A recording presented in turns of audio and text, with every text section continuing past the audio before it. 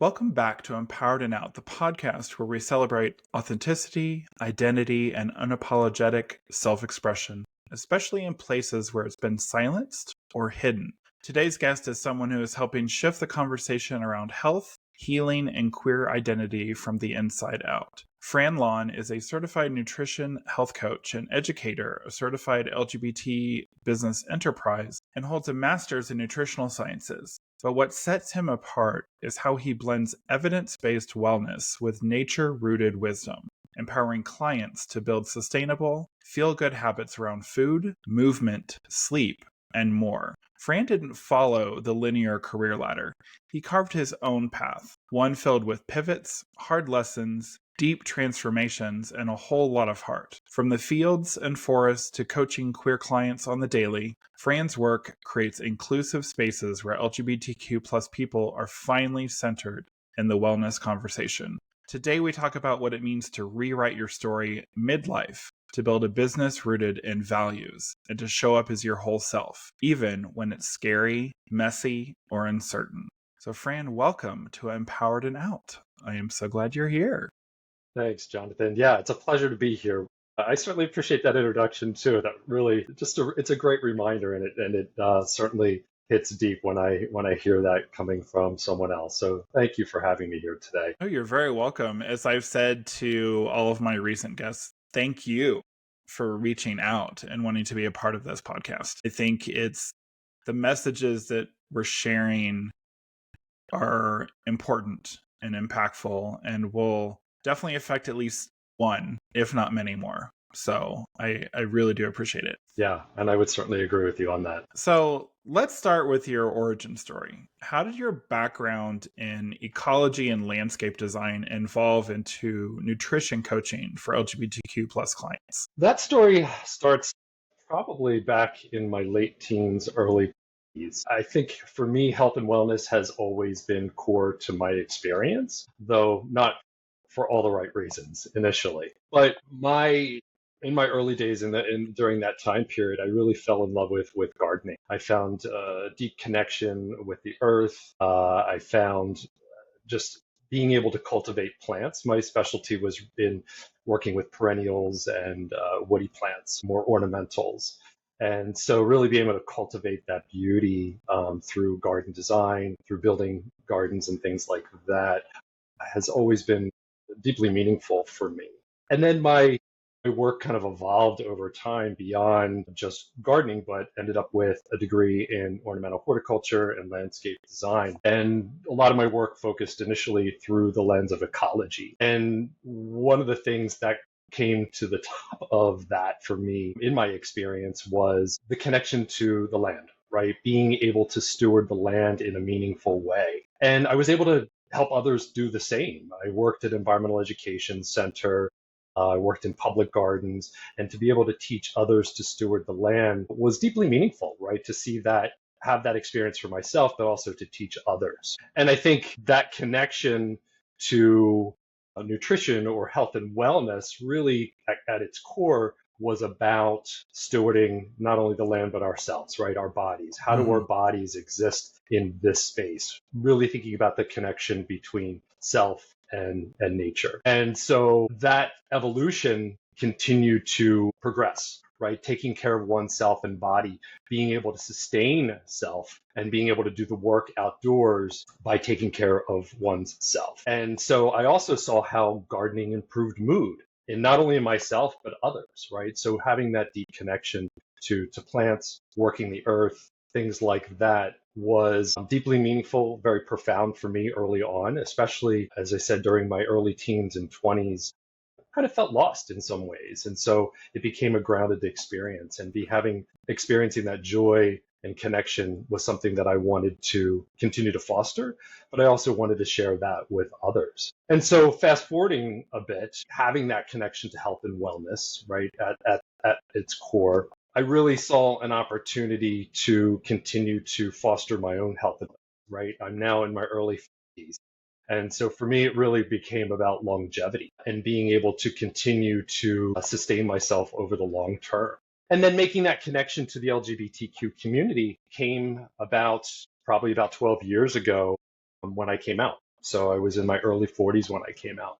And so having that commitment to self, being able to show up authentically was really important to me. And so I made that promise to myself after coming out that I wanted to give back to my community. I really wanted to have an impact, right? And Mm-hmm. so that is the commitment that an intention that I made to myself, is that I wanted to do that in some way.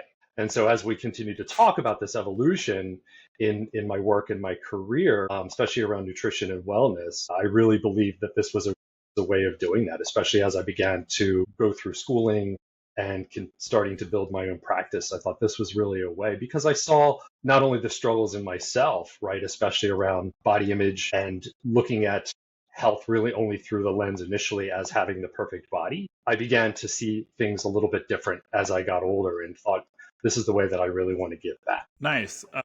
I would agree. I kind of wish when I had initially come out, now I came out in my mid-20s, but I wish I had the insight that I have now on giving back to the community, because now granted, there were definitely no podcasts back in that time frame, but because I do feel, I mean, outside of my coaching, I do feel this is a huge, this is my way of giving back to the community. And especially because I feel that there's so many messages to be given.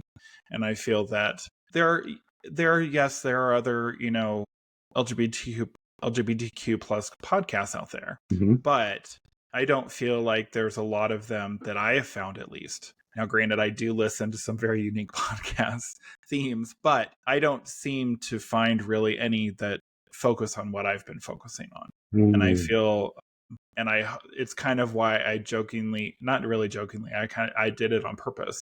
I called it the LGBTQ plus Career Coaching Podcast. Not just a career coaching, but, just because I hadn't found any. I searched and I searched and I searched and I couldn't find anything. So, but yeah, I think had I had the insight back then, I don't know what else I would have done.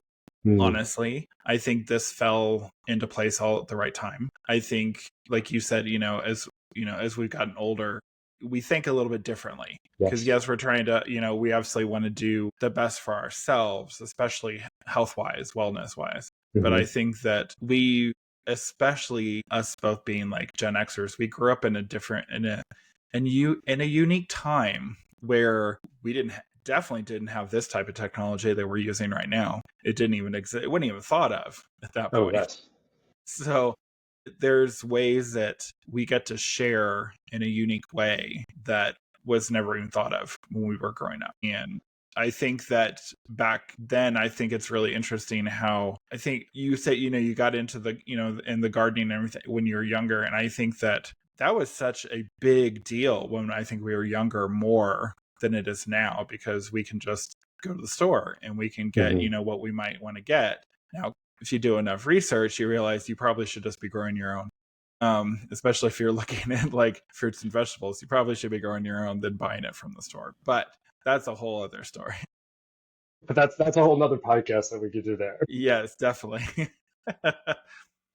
But what threads do you see between cultivating gardens and cultivating wellness? That's a great question. And I think the best way to answer that question is through a story. So as I had mentioned, I started gardening in my late teens, early 20s. I was reflecting on, how I started, why I started. And I think if I remember correctly, I was dealing with depression during that period of time in my life. And I wanted to do something different that would help me, right? And so I remember coming across this gardening catalog, and it had this beautiful illustrated picture of this garden. And it was sort of like this paint by numbers garden, right? You get the entire garden in this package. You buy all the plants and you place this particular plant in this spot, this particular plant in that spot, and then boom, you have this beautiful garden. Well, little did I realize that when I got those plants in the mail, they were basically roots and a couple of shoots, and that was it. So I put them in the ground. I figured out, I was like, how am I going to do this? I remember tearing up the grass. I remember this was, I lived at home, and my mom probably thought I was crazy, but I was out there. I was tilling the soil. I was determined to create this garden that looked just like this illustration. It was perfect. I remember putting all the plants in the ground, stepping back and thinking, wait a minute, this doesn't look like the picture at all. What happened here? And quickly I realized that I had this sense of perfection in this garden, right? Here was this beautiful garden, and it wasn't what it was advertised as. But I didn't realize that these plants need to be cultivated. They need the time to grow. They need the time to bloom and set seed and all those things. And I'll never forget having those sort of moments of clarity, thinking, I need to tend to this garden in a little bit different way. And that correlation, at that time too, was thinking about my own self-esteem and my own self-worth, right? It was wanting this perfect garden, but I remember clearly at that time wanting this perfect body. And as you probably remember, especially back in the early 90s, we had Marky Mark in the Calvin Klein underwear ads. We had Rico Suave. That's what I wanted to look like, right? I wanted that perfect body, but I wanted it now, just like I wanted that perfect garden. And so it was a hard lesson to learn. And over time realized that, well, okay, so this garden may not look exactly like this picture, but maybe if I add a couple of annuals in here, or maybe if I do something a little bit different, it's going to evolve over time. And then the next season I went out and it was a little bit different. And I continued to water, I continued to tend, and that garden became this magnificent oasis in my backyard. And I realized that thread, right, of wanting that perfect garden initially, right, and wanting that perfect body initially, and not realizing that it takes time, it takes consistency, it takes showing up every day, weeding, right, watering, fertilizing, deadheading, staking those plants up, all those types of things that are required in order to have this fruitful garden, so to speak. And the same thing could be said about our own health and wellness, right? So often we're chasing this perfection, especially with social media, right? We see the pinnacle there. We don't realize what's happening. And I think that is an important message that I wanted to get across, is that, and I struggled with this, right? I think we all struggle with this, especially in the LGBTQ community, and maybe even more explicitly in gay culture, right? Where we're chasing this perfection, and at what cost, right? Rather than cultivating and connecting with ourselves in a more meaningful way. And so that's where I see this connection, right? It's really about cultivating. Let's call it what it is. It's really about having that consistency and really building that over time. And that's really what health and wellness is about. It's not just getting ready for the summer body. And, and that's okay. Like, there's no judgment in any of this, right? I understand individuals will do what they feel is right for themselves. I'm just talking through my own experience and through my lens. And I think, to me, that's really important to really thinking about this from a long-term perspective rather than short-term fixes. I would agree with you. I think there were so many times that I wanted that instant gratification to complete, get something done like right then and there. Especially, like, I was a competitive swimmer, and it's funny that I saw people excuse me, I saw people that had great, amazing bodies. And it's funny, years later, after I wasn't swimming anymore, and you saw these like insanely ripped like bodies of swimmers. And I just thought, for me personally, I never thought I was ever going to have like the perfect body, just as it wasn't, it wasn't in my DNA. It just wasn't, I saw, how my,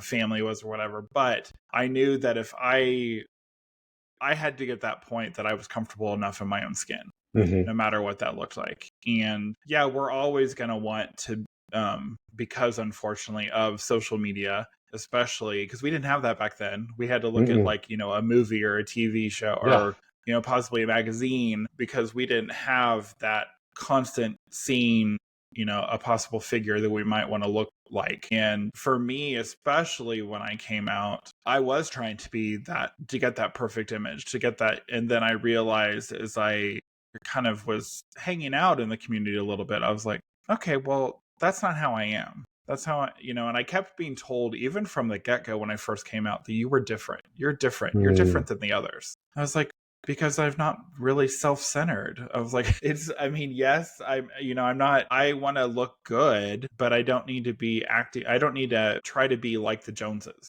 I don't have to Yeah. try to be like every gay male that I see. Mhm. Because that's not who I was. Now, I'm glad for me that I didn't starve myself for a look. I didn't, I did what I did. And at a point when I did gain weight, it was because of the group that I was hanging out with. I'm not going to lie. It was because I was hanging out with a bunch of rugby players, and nothing wrong with rugby players. They eat like crazy. They drink like crazy, but they're also working out High insane energy when they're needs. practicing.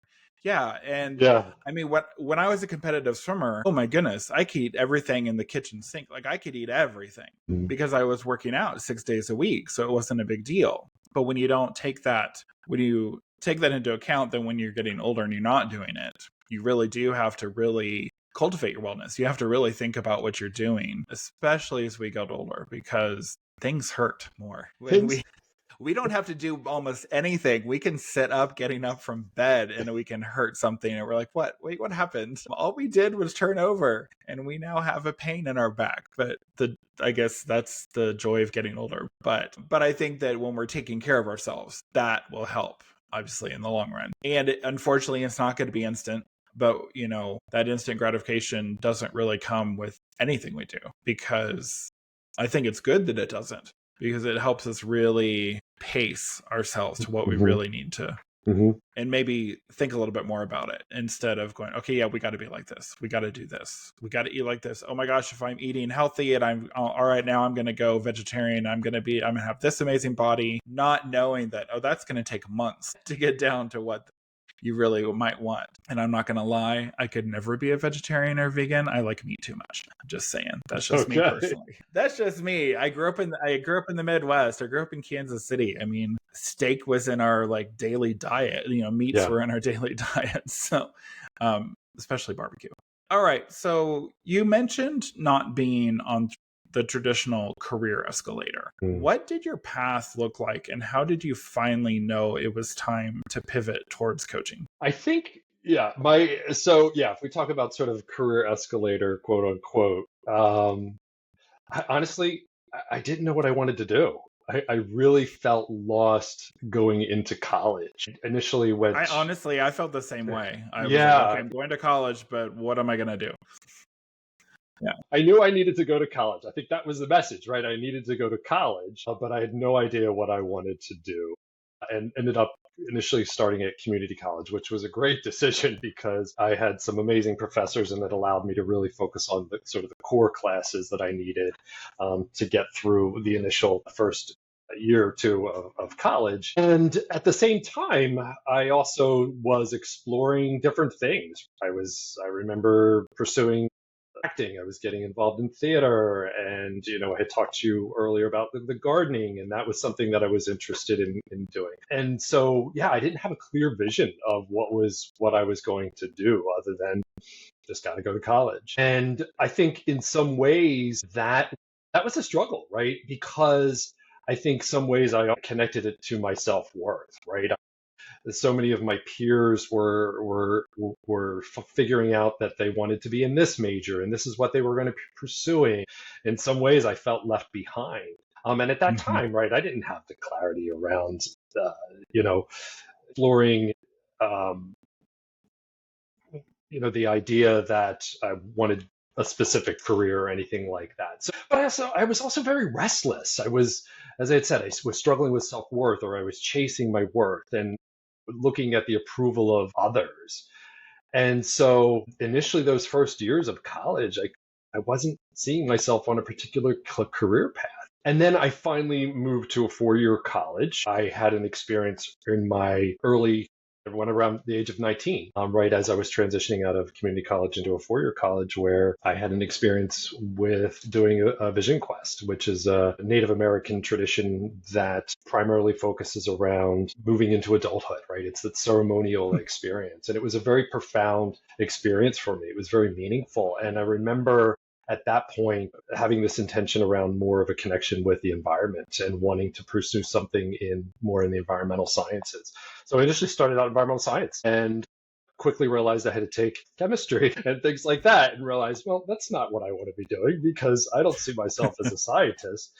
And there was a professor that came into one of my science classes who was teaching design, landscape design. And I remember thinking, wow, this is what I want to do. It's the creative side of design and it's the environmental side of the science piece. And I remember that's it. That's what I want to do. I want to be a designer. I want to focus around plants. And so that thread's starting to kind of work its way through based on these experiences that I was having. And so that led me to my undergraduate degree in horticulture and landscape design. And I was very passionate about that. I remember thinking, this is exactly what I wanted to do. But I then struggled with, how do I make this into a career? I graduated and just didn't know what to do, right? I felt that either somehow I missed those resources in college or just didn't have the specific guidance of adults in how I could make this happen for myself. And remember, not to say that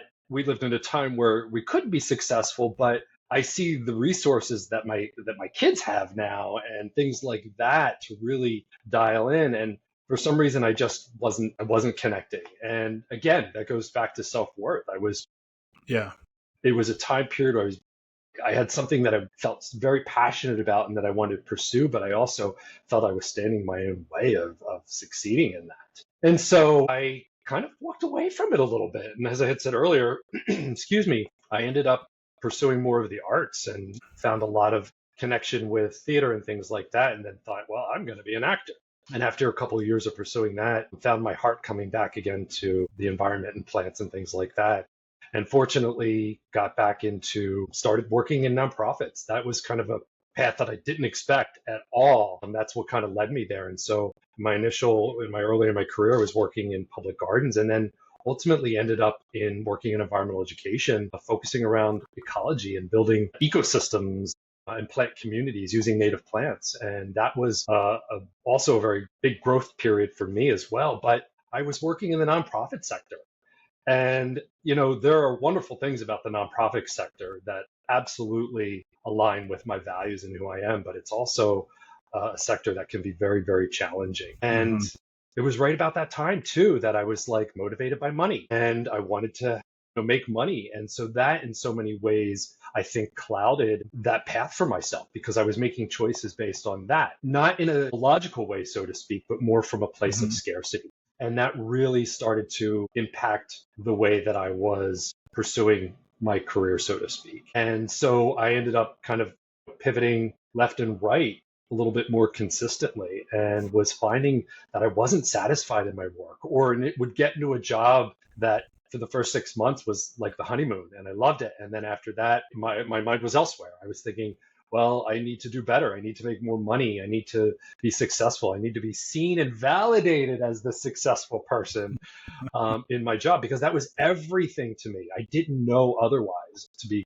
quite honest. And so that was going into my early 30s at that point. And that continued on, right? And I'm not trying to invalidate my experience because I think everything that I've done has brought me to where I am today. And I've learned from those experiences. Yeah. And I worked for some really amazing organizations and worked with some amazing people. But what I was recognizing, it was all internal, right? And how I was perceiving myself, right? And this also definitely ties in, we'll talk a little bit more about this, my sexuality as well. And so I wasn't showing up authentically. I was really showing up in a way that I wanted to be validated externally. And there was a big struggle. It was very hard for me. It was very much of a struggle. But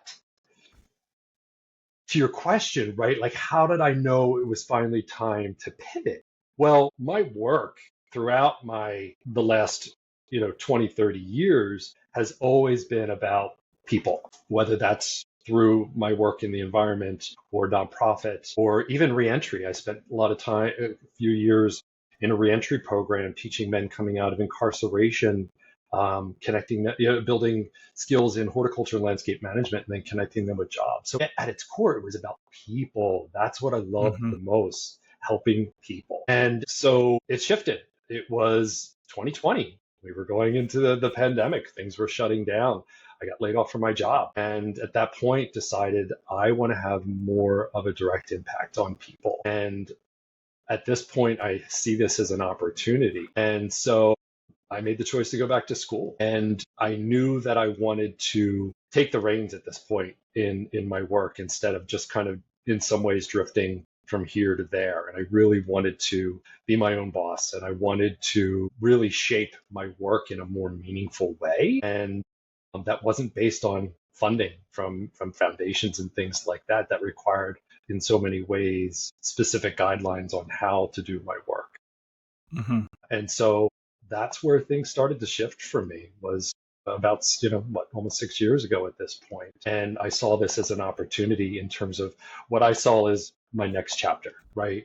Having that clarity, having those life experiences, having those challenges allowed me to better understand myself, learn more about myself, grow, and really ultimately take charge. I know that sounds somewhat cliche, but this is my life. And I wanted to craft it in a way that I see as a meaningful livelihood. And that's where I really started to make that pivot towards coaching, because I felt it was something that aligned with who I am and what my values are. It's funny because for me personally as well, and I know you listened to some of my, obviously my episodes prior to us getting together. And one of the things that it's funny because 2020 was a big year for me as well. I think that's when I did my first podcast. That's when I went down the coaching, I guess you could call it the coaching rabbit hole. I got certified in some different areas of coaching because I just this is what I want to do. I had the same thing. I always wanted to help. Helping people was kind of in my, that it's always been my passion. And so it's interesting that now, for a lot of people, 2020 was a big deal because, of course, the pandemic really made a lot of people, if they didn't lose their job, a lot of people are kind of questioning, okay, great. My company's telling me I have to work from home right now. Okay, what other little thing can I do while I'm working from home? Because sorry, employers, but a lot of people are not necessarily always working, that full 8 hours, doing the job. And I can say this as a career coach. It's not, I'm sorry. The amount of times that even I did laundry in between breaks, or I did laundry in between a call or something, or cleaning dishes or whatever it might have been. But I know that there was something about that time period that I think really a lot of us changed our thinking of, okay, what do we want to do? And for me as well, it was like, okay, what can I do that's going to, yes, benefit me, but also benefit others and help others? Because I was done working for someone. I didn't have that drive anymore to work for someone.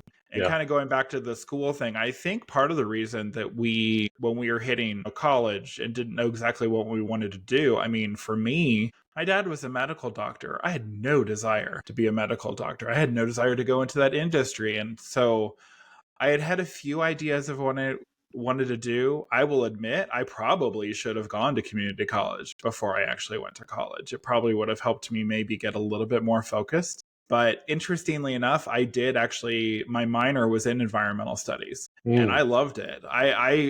To me, I was kind of frustrated at the time that the university I was at didn't offer that as a major, but only a minor, because I loved every single class I was in. I thought it was so fascinating. And to this day, I still take some of the things that I learned, even though that's many years ago that I did, learned in those classes, but we weren't learning those things. And I had some just incredible professors with amazing knowledge. And I got to learn, ways to use things in the environment to better the environment going forward instead of using, chemicals or things that are not going to benefit us in the long term. So you said, obviously you went back to school. How did that reshape your sense of purpose or self-belief? Yeah. So So to kind of back up just a little bit, I had made the choice to go back to school right before the pandemic happened. So it wasn't that the pandemic happened, then I made the choice. Initially, I was going to work full time. I was going to go take classes and then eventually pivot into to nutrition and wellness coaching. That was the focus of what I wanted to do. And it just happened to be that this pandemic just showed up and then everything shut down. So my first class started in May of 2020.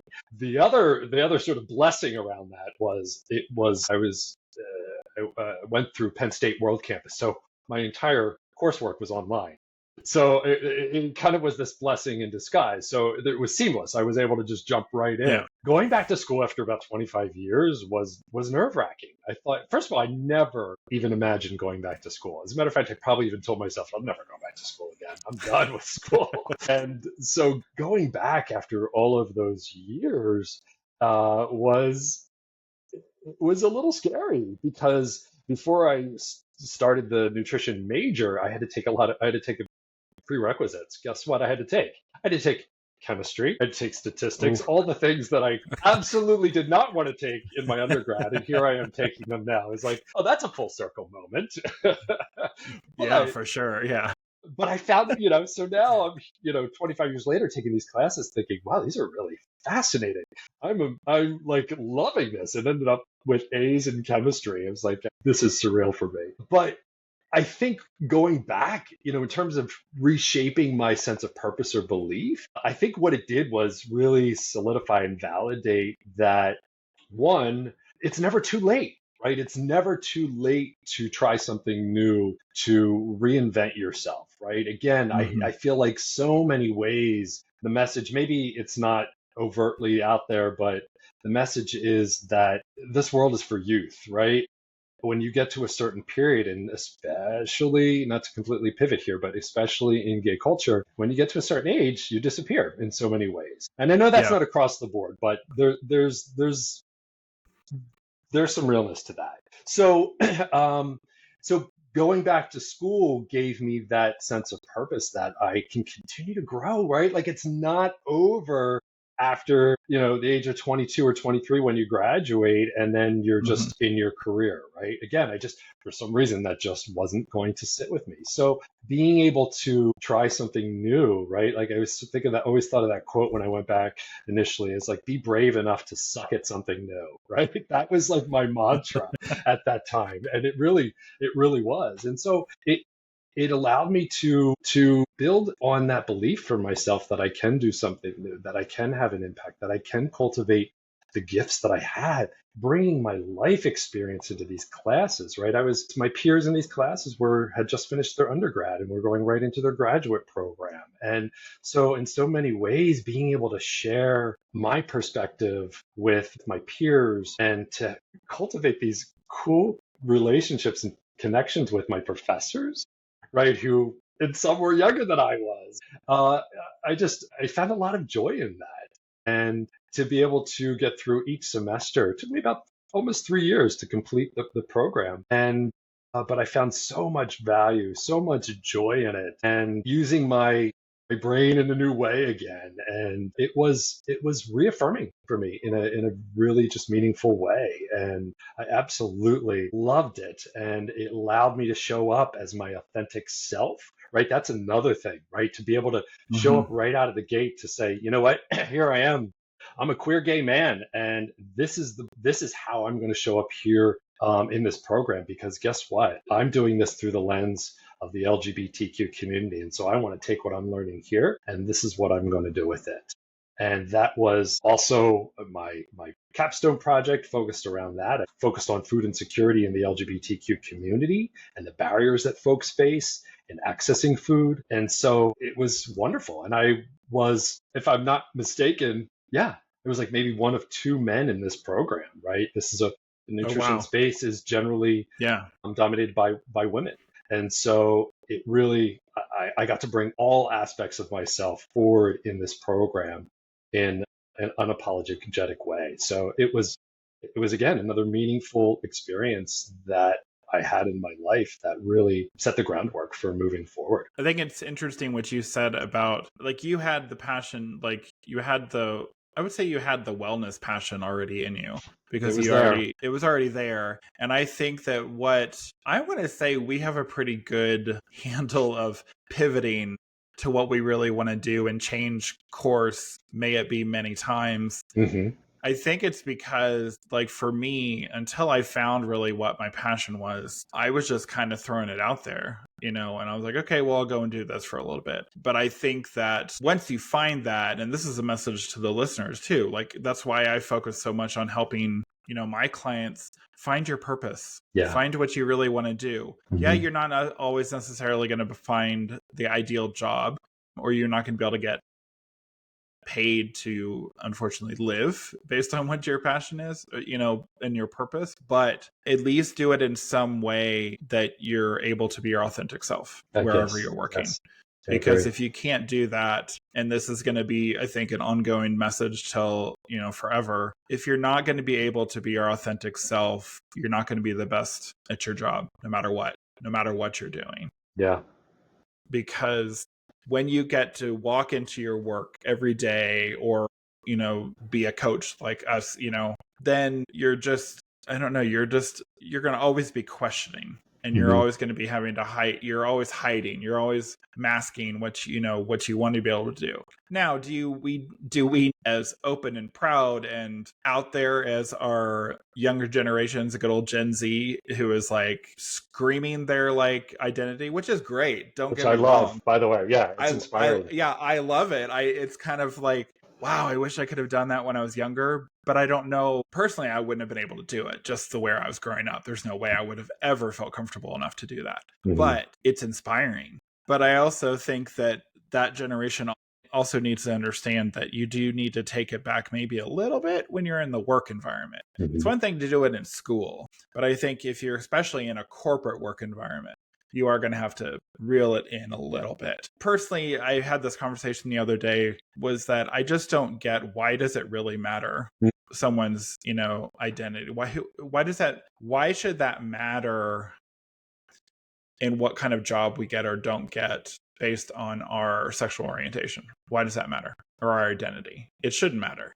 And unfortunately it does. And especially with the fall of, or the trying to take apart the whole DEI, it's mind-boggling to me about that whole mess, because DEI just doesn't have to do with the LGBTQ plus community. It's disabled. It's women coming back from childbirth. It's so many other things that it's rather insulting to everyone, including the LGBTQ plus, professionals, because it just shows that unless you must be in perfect health, you must be, I hate to say this, but a white cis male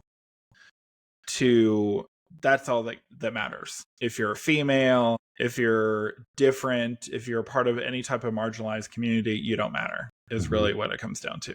And that's very sad.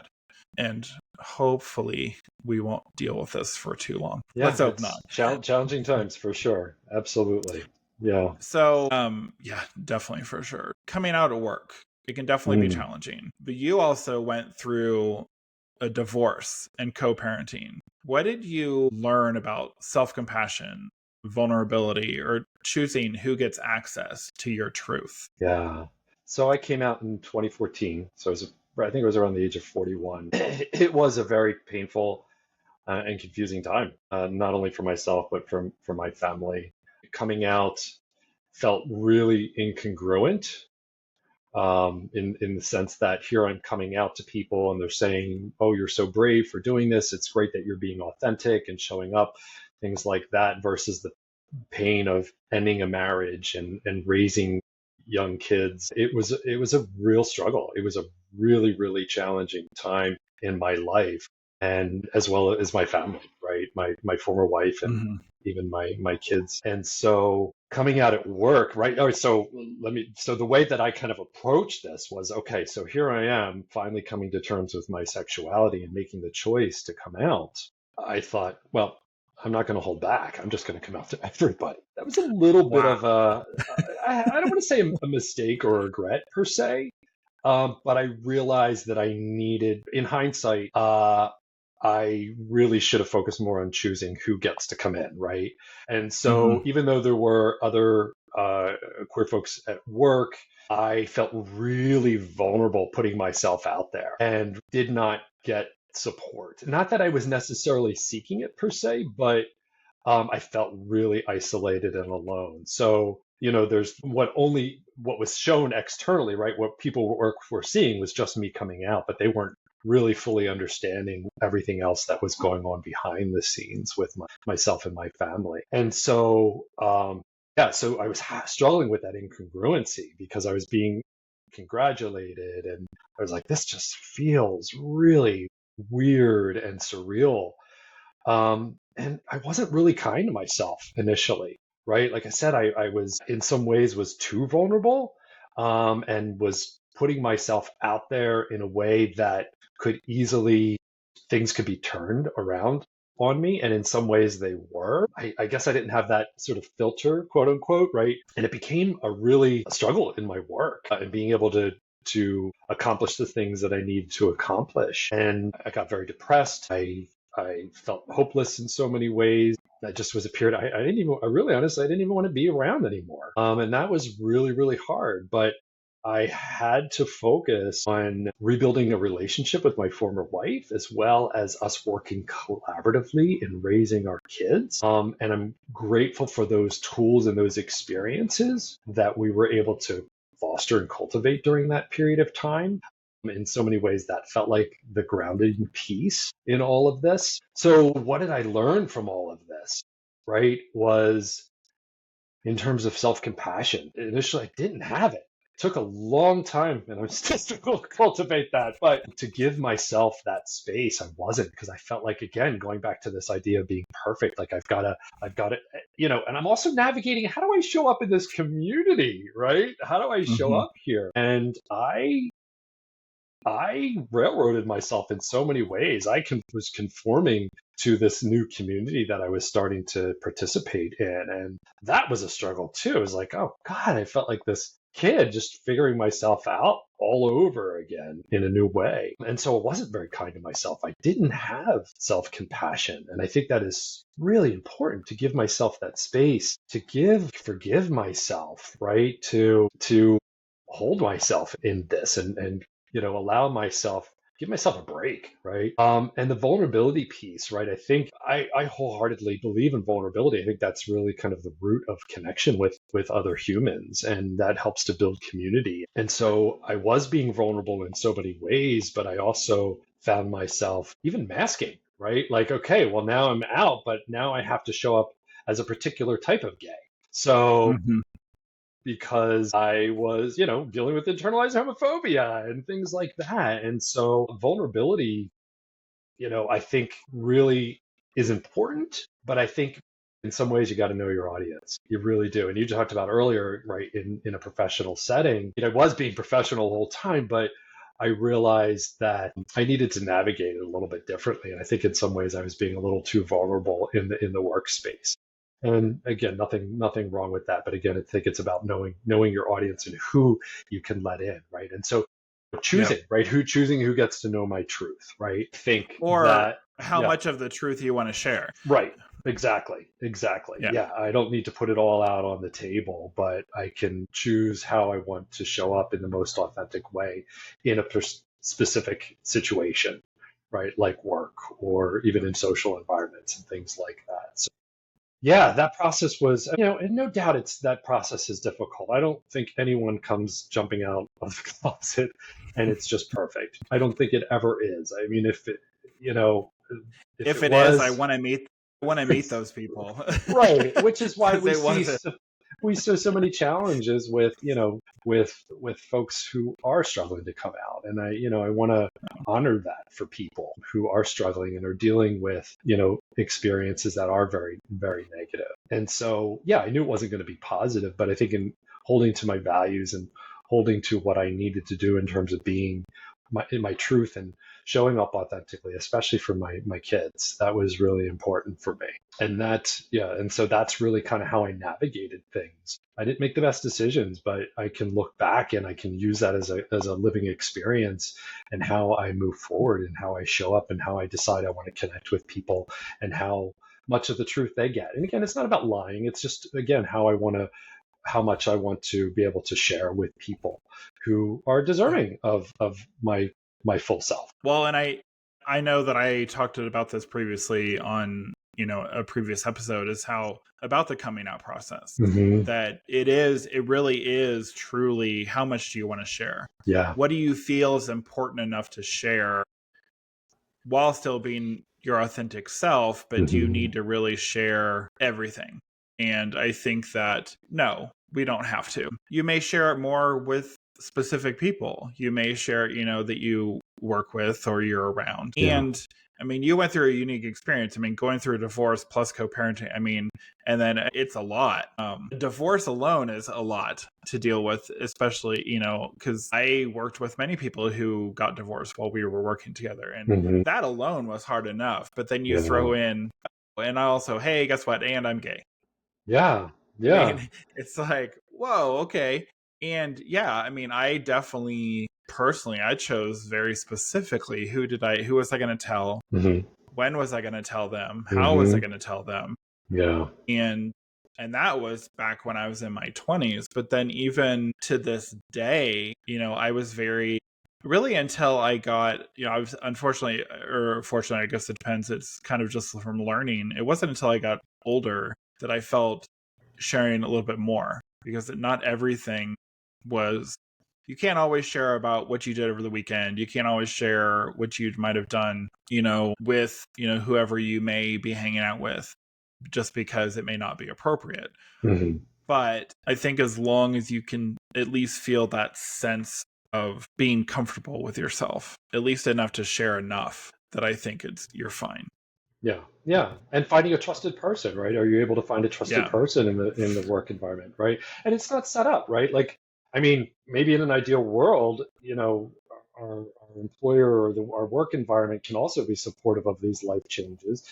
It's just not. And I would never, depending on how my practice grows or not, I would never want someone to show up and not be their most authentic self. And I would want to create space for working through these challenges. Again, maybe I'm being idealistic, who knows? But yeah, it's I think across the board, it's hard to navigate any personal experience in the work environment sometimes. Yeah, I agree. So many health and wellness spaces, they exclude LGBTQ plus people, or they flatten our stories. So what does it mean to you to create a counterculture in this space? Yeah, that's a great question. So for me, the idea of a counterculture, right, is taking a different approach, right? It's I think moving in a different direction than what I've seen and experienced in gay culture, gay spaces, right? So much of my experience, right, has been about the idea of looking good. I can't age. The things that I participated in my 20s and 30s, like drinking excessively and things like that, those things no longer serve me. And again, this isn't coming from a place of being on a pedestal or judging others, right? Because we're all where we're at for whatever reason, right? And I'm not going to judge anyone for where they're at, but I know that those spaces weren't working for me. And so I continue to think about and reflect on what is it that I want to cultivate through my work and my livelihood, right? Which is creating these spaces for us to take a different approach, to show up in a more authentic way. So that counterculture really is about a lot of the things that we've discussed already, right? It's about looking at health and wellness through the long-term lens, right? Not thinking about these short-term fixes. A lot of, my peers now, right? We're in our 50s, and I do see some men who are still participating in things that we were doing in our 20s and 30s, and it's impacting their health. And I want to be able to create a space where we can foster healthy aging, right? And that all it's all inclusive. We're all included in this. And I think, it's a challenge. It's in some ways it's a dream, but I'm going to build that reality. I'm firmly rooted in that idea that there are people out there who want, men and women, non-binary, whoever it is, right, that want to show up in a different way and want to cultivate and foster community. The same, and really, in these other spaces, I mean, I've been in these spaces, there is a sense of community in some way, but maybe it's a little skewed, right? And I've seen these, I've seen groups of men and women coming together communally, but these spaces don't necessarily cultivate that idea of vulnerability, of things like we talked about, like self-compassion and showing up authentically. I think there's just this continual masking that needs to happen. And believe you me, I mean, I've participated wholeheartedly in all of that, but I'm tired. And I really don't want to do that anymore. And so that becomes a struggle for many. And the men that and women I've talked to are wanting something different or desiring something different. So that's what that counterculture looks like, right? And back to the things that I talked about earlier, right? In terms of body image and dysmorphia, right? Where, our bodies are our currency. And so when that currency is devalued as we age or things change, we become invisible. And I want to focus on deep health. I want to look at things like our relational health, our existential health, mental health, physical health, emotional health, our environmental health, all those things coming together that focus on a deeper sense of self and health. And then also healthy aging, right? What are we doing for ourselves that allows us to stay healthy as we age? I also do personal training. I work with a lot of older adults who are dealing with age-related challenges. And so I see that acutely day in and day out. And so working to correct some of those issues, to focus on building that health. And then ultimately, like that counterculture is building a deeper connection with self and others. And so I feel like in many ways that doesn't exist in and out of the LGBTQ community. But as you had said earlier in your question about like, we are excluded in so many of these spaces. I want to be more inclusive. I'm finding my tribe. I'm finding the people out there who want to participate in building better health for themselves. And that's where we become inclusive. And that doesn't exclude allies, right? I work with a lot of folks. And so I think it's important to I want to be clear around that. But ultimately, I want to build something that I see of value. That's great. So what has been one of the most rewarding and one of the hardest parts of building your private practice as a queer health coach? I love the one-on-one connection. I think that is probably where I get the most value. I'm doing the one-on-one coaching, but I also have done things like workshops, is being able to really connect with folks a little bit more intimately. That's where I've always seen the value. I've seen it since I was in my first job. I've seen it helping others overcome challenges. It's that connection that is where I get the greatest value. And so that's been the most rewarding. The biggest challenge is building a business. I'm not going to lie, it sucks some days and it's hard. And as you well know, as a coach, right, I feel like in some ways there's a lot of barriers, and not to say that those barriers can't be overcome, but I struggled, right, like getting the word out there. I struggled with a lot of the times with like, do I show up as a social media influencer?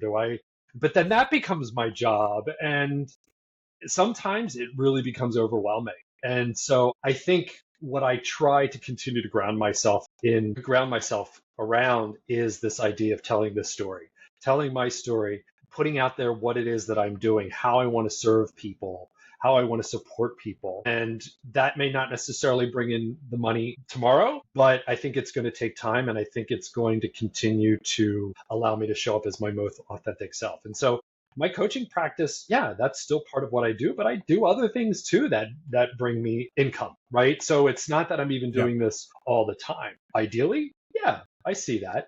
As my kids grow older and as they move out on their own, that's going to shift again. I mean, I certainly even see myself traveling and doing this work. And so it's going to continue to evolve and grow as I continue to evolve and grow. And so that's exciting too, right? Like that's exciting. I'm not necessarily pinned into something very specific. And so yeah, so I'm going to continue to navigate these challenges and figure it out, but stay grounded in what I value and what I want to do and how I want to serve others. Awesome. And I think that, I'm obviously a perfect example of doing multiple things because obviously I'm a career coach and I host a podcast. Right on, right on. So, and I will admit, it was always in the back of my head to do do another podcast. And it wasn't until a previous guest of mine that I had, who's a fellow coach friend of mine, it was her, and I brought, it was her son that said, why don't you start a podcast? Why don't you bring in, different coaching, people, experts or whatever. And I was like, okay. Because I'm such a perfectionist, I had to take a step back. Okay, what do I want it to be called? What do I want? Because I'm huge about music. Obviously, we don't hear the music right now while we're recording, but you'll hear it in the final when, the listeners obviously heard it today. But I was picky on what and I did that even back from my very first podcast that I recorded. I'm all about music because I'm in a choir. I've always loved music. Music gives me a calm and a peacefulness and just a sense of just peace and just enjoyment. And so, I mean, I'm sure if I was captured on video about what I do when I'm doing post-production, I look like a goof. I'm even kind of jamming to like my music. Even though I've heard it a million times, I still love hearing that intro music in my outro music just because I chose it. I made and I think that, getting to that point is huge, and having there's nothing wrong with doing multiple things. I also have done photography, and so it's just whatever's feeding, and for me, feeding my passion is really, and my purpose is what it comes down to. Yeah, For me. that's it. I agree. And I'm doing the same thing too, right? As a child, I wanted to be a dancer. I wanted to be a professional dancer. Well, I pushed that down. I pushed that away. I said, no, I can't be that, right?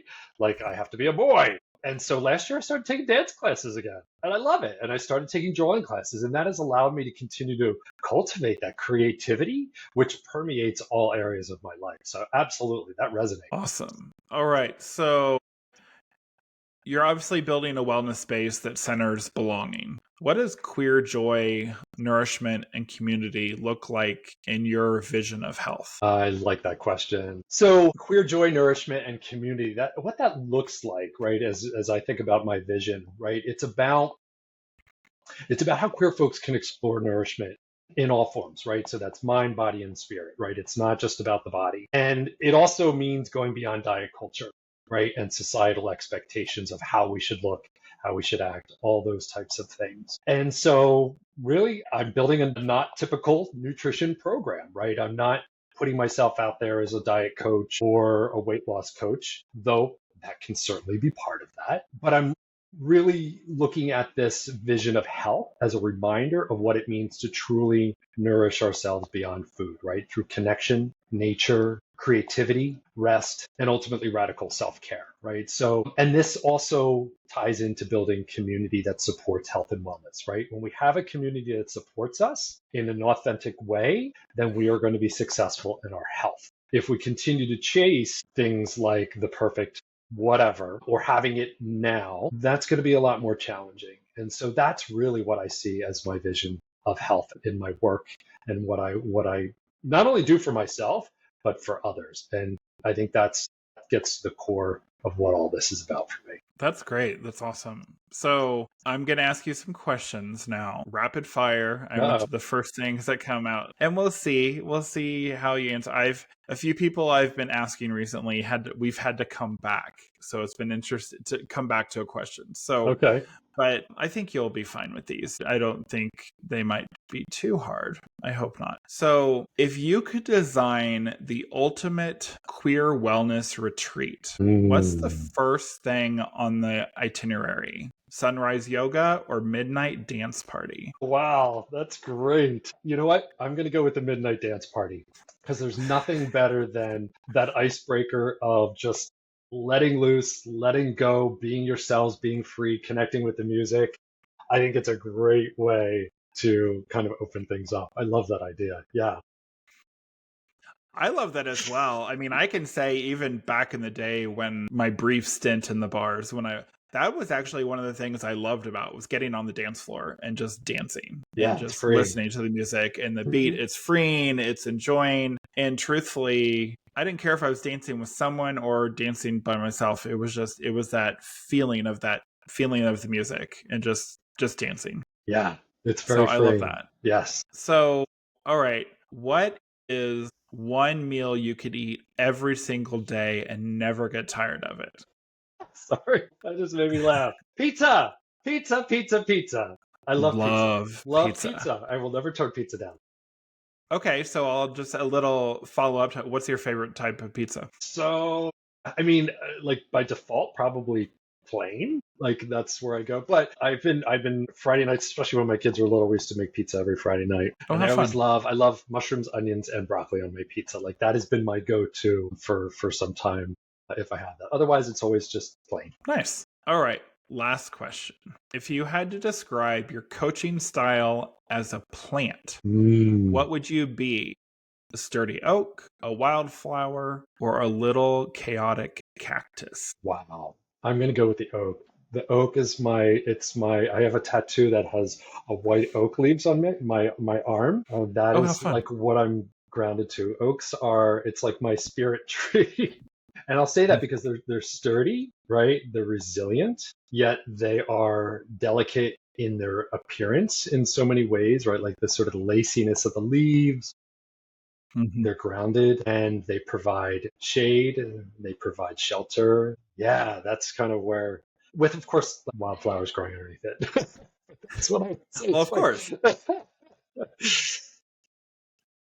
All right. Well, I want to say thank you again for coming on. This has been My truly pleasure. enjoyable. And Yes. I, this has it's been a great learning experience for me. And I'm sure it is for the listeners as well. So, And I as well.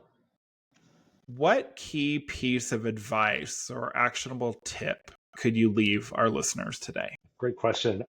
I think something I said earlier, right, is like, depending on where you're at, if you're feeling stuck, right, just explore creativity in your life, even in the just simplest ways, listening to music, explore a class, right, especially if that gives you, especially if you're in a work situation that feels really challenging, and you can't really show up as your most authentic self, explore something outside of work. Chasing money, I think, is always going to lead down roads that aren't going to be the best for yourself, right? Especially where it could ultimately misalign with your values. And take some time to reflect and assess, who are you doing this for? Are you doing this for yourself or someone else? And I think having those moments of just taking a breath, connecting with self, and really start to discover your purpose or how you can continue to cultivate that. I think that's what I would leave with the listeners today. Very powerful. I think that's something as we grow older, is the least I've learned is doing it for yourself. Yeah. Stop trying to impress the others. Stop trying to do it. Yeah. Stop trying to find that job that mom and dad wanted you to do, your sister, brother, sibling, whoever, or your friends. You got to do what you want to do, because that's, in the end, is what should bring you your, your happiness, your joy, your purpose. When you're doing something for someone else, I don't feel like you're ever going to be in the right space. I Yeah. don't feel it. So I like that message. Yeah. So, and creativity will change the world. yes, that's why I'm in a chorus. That's why I'm getting ready to start my 8th season. And I'm so excited to be in this chorus because it's been just amazing. So, Fran's story is a powerful reminder that transformation doesn't come from just pushing harder. It comes from listening deeper, from trusting your gut, from choosing to show up as the real you, even when it's risky. Whether you're questioning your next move, healing from the past, or dreaming of something more aligned, you're not behind. You're just beginning. So if this episode hit home, do me a favor. Share it with someone who's feeling stuck or hiding parts of themselves at work. Tag us. You can find me at J&B Coaching LLC. You can find Fran at silverfox_nutrition. Both of us on Instagram. And tell us your biggest aha. And if you haven't yet, I have to plug this, of course. Hit subscribe, leave a review, and help us keep amplifying queer voices who are changing the game. Because we don't need to fit in to be well. We need spaces where we belong. So until next time, stay empowered and stay out.